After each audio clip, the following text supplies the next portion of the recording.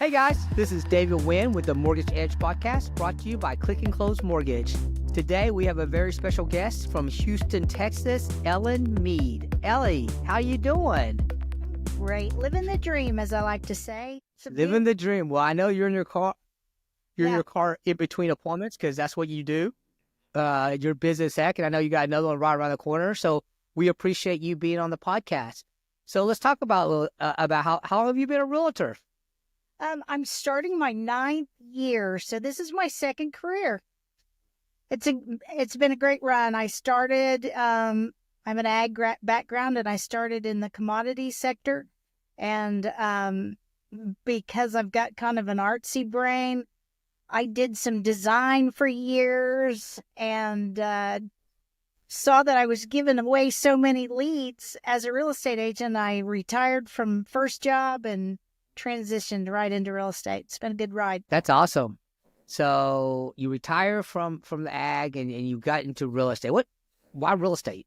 People don't just think about real estate. Yeah, literally. I was doing interior design. So, like I said, I'm one of those people that likes to use their math brain and their design brain. So, I'd done math in, trading commodities for years and years and years. So when I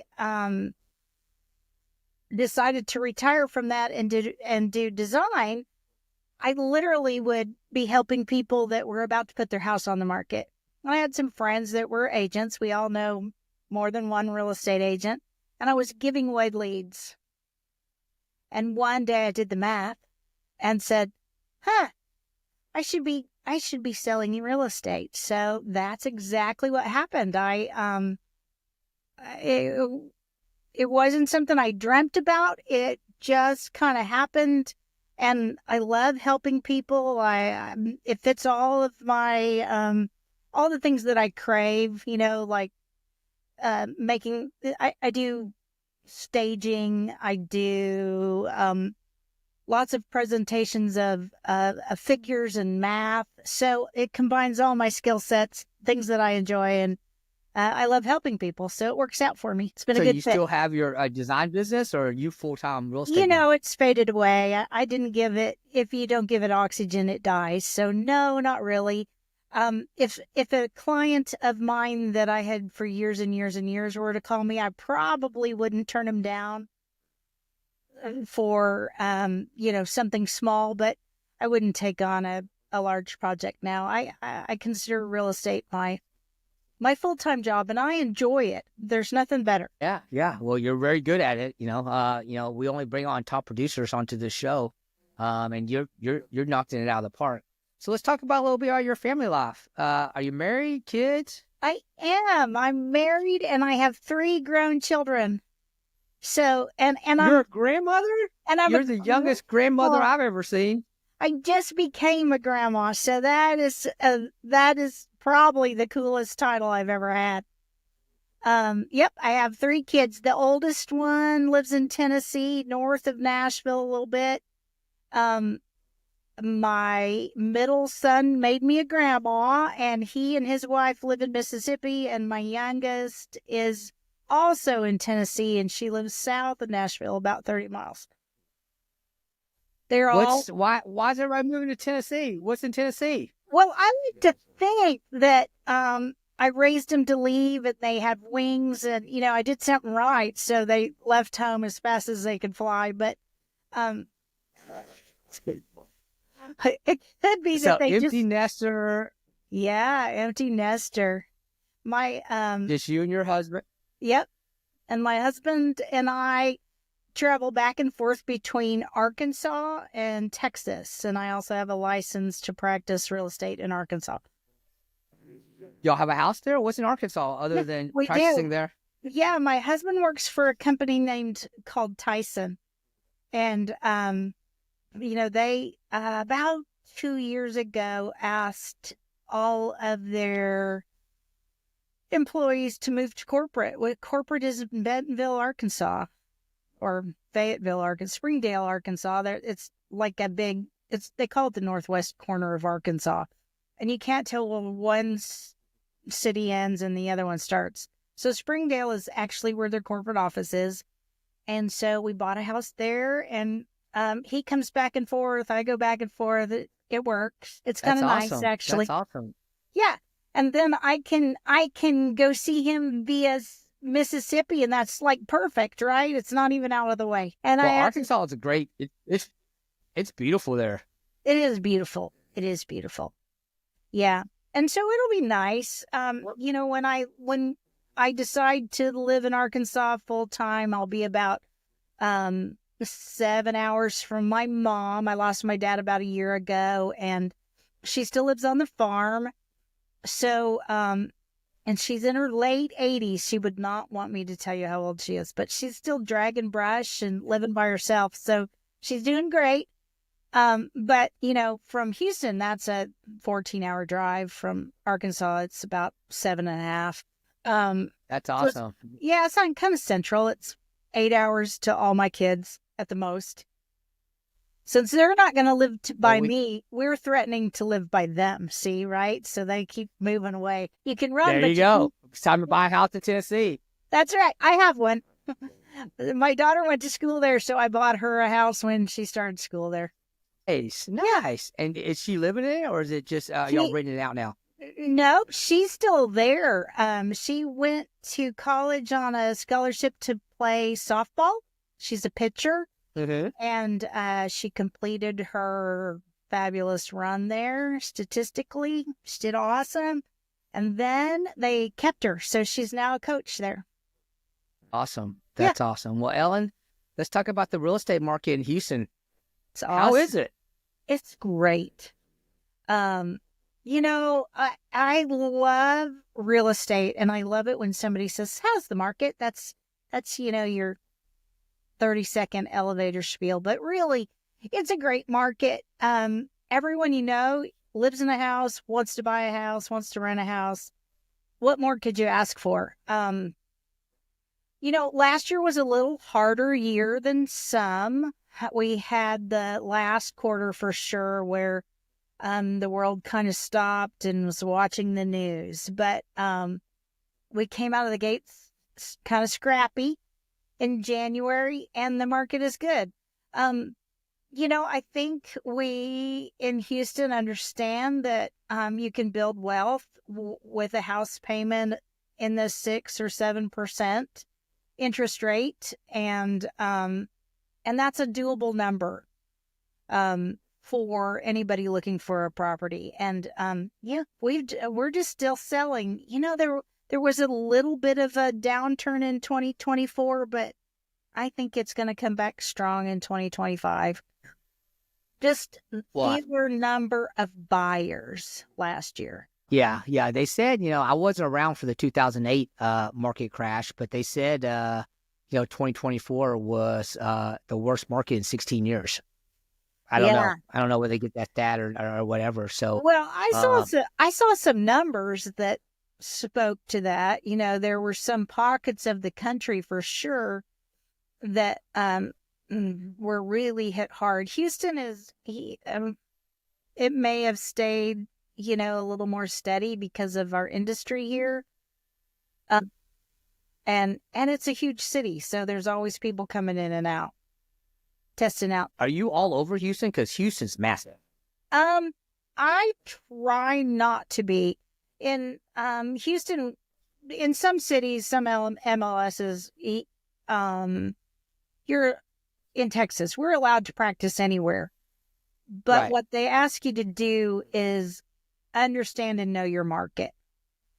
At one point in my married life, I lived on the west side of Houston, so I know the 290 1960 area really well, and Spring and Huffman and that, or all of that area, and Waller. We used to play out there, and then we moved to the other side, the east side of Kingwood, or Houston, into Kingwood, and that is all of what I understand, or that I market to, is north of I-10.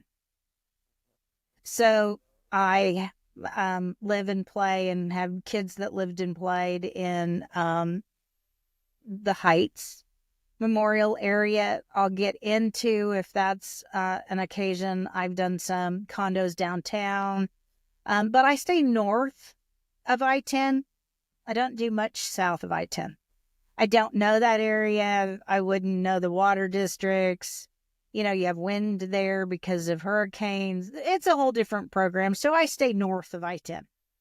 Yeah, I love it that you specialize. So, and how do you, at this point in your career, how do you get your leads? Is it all organic?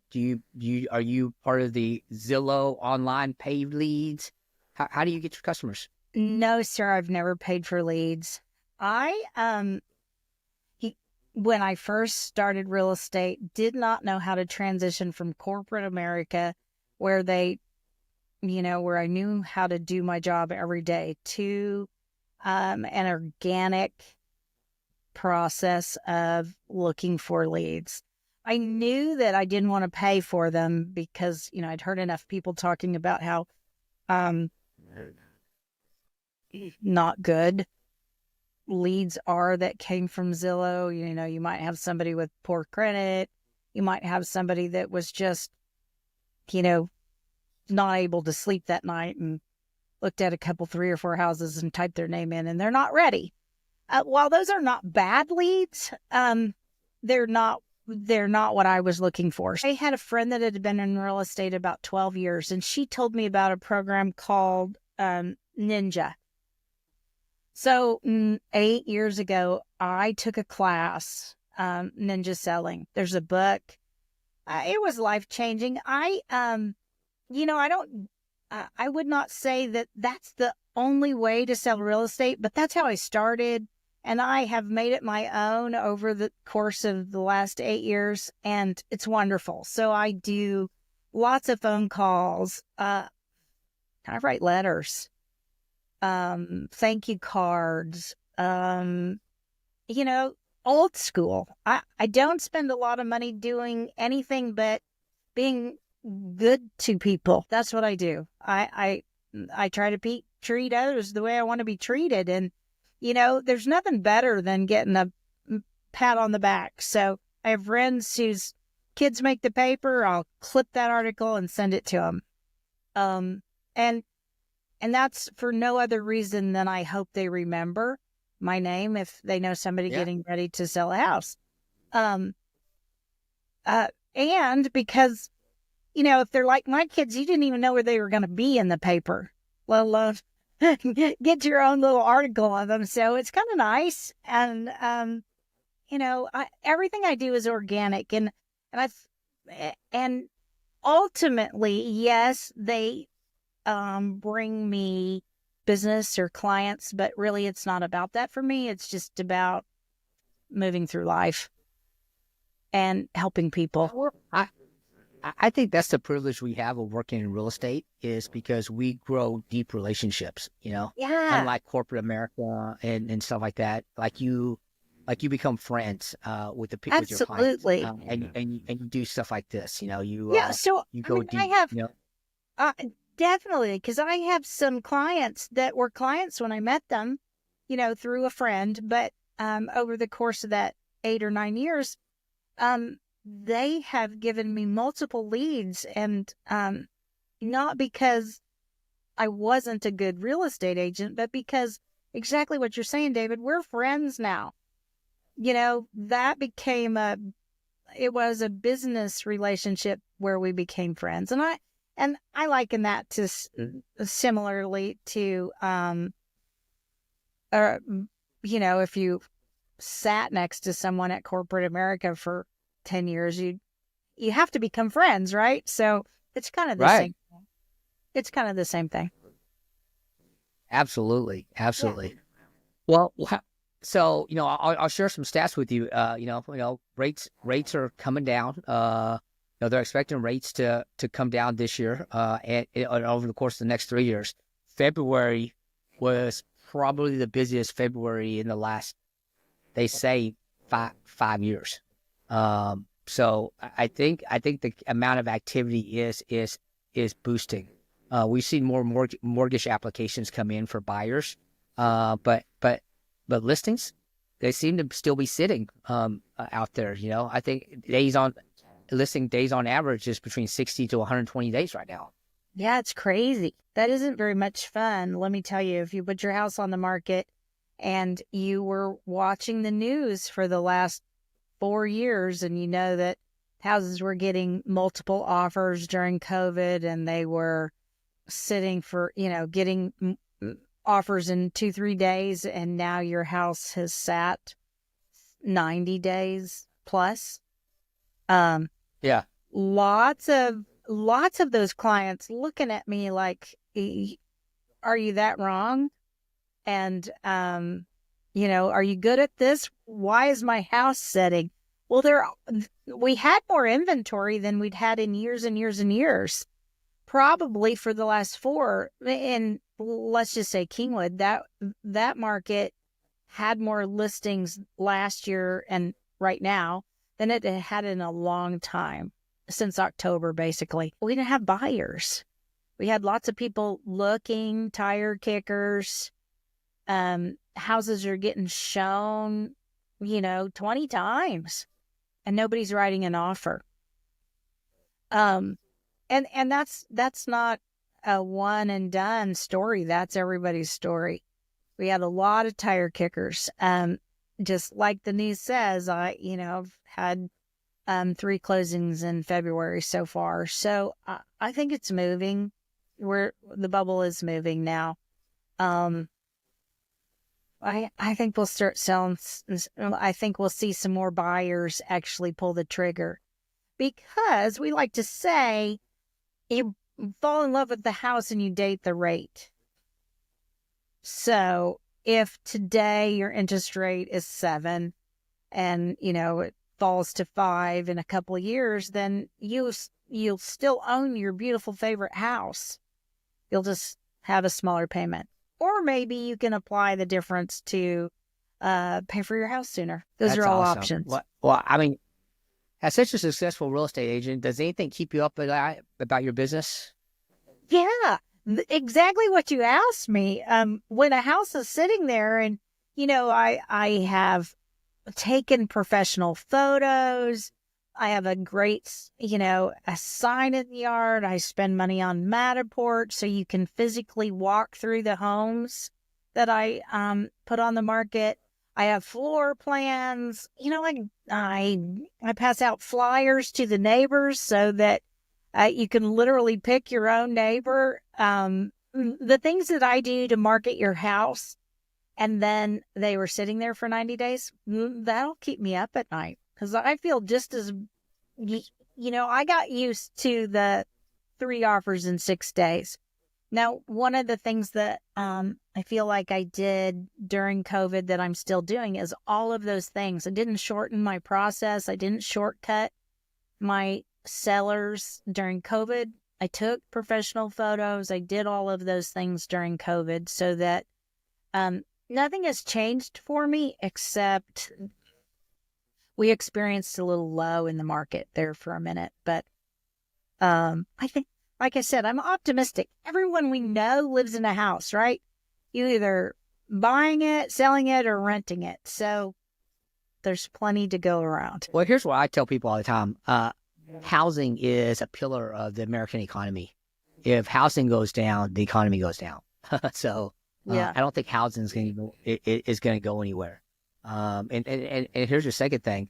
Millennials and is it Generation X? It's not Generation Z. It's Generation X, I believe. Or maybe it's Z. Millennial Gen Z I'm an make up X. 75. Okay. I'm an X too. So Millennial Gen Z makes up 75 million people that are looking to buy real estate. In fact, they're the largest population in the United States right now. So I think there's hope. There's